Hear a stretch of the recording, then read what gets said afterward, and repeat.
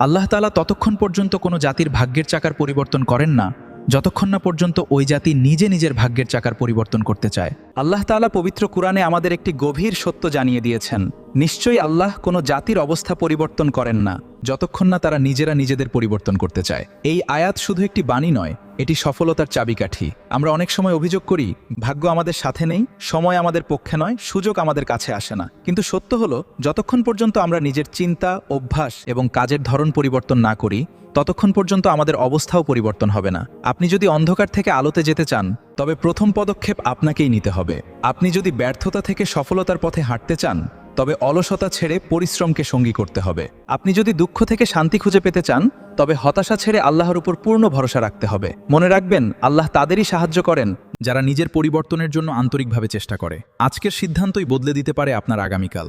তাই অভিযোগ নয়, অজুহাত নয়, আজ থেকেই শুরু হোক নতুন পথ চলা। নিজেকে বদলান, চিন্তাকে বদলান, কর্মকে বদলান। দেখবেন আল্লাহ আপনার ভাগ্যের চাকা এমনভাবে ঘুরিয়ে দেবেন যা আপনি কখনো কল্পনাও করেননি। কারণ পরিবর্তনের শুরু হয় নিজের ভেতর থেকে। আর যখন মানুষ নিজেকে বদলাতে চায় তখন আল্লাহ তার জন্য খুলে দেন রহমত, বরকত ও সফলতার অসংখ্য দরজা।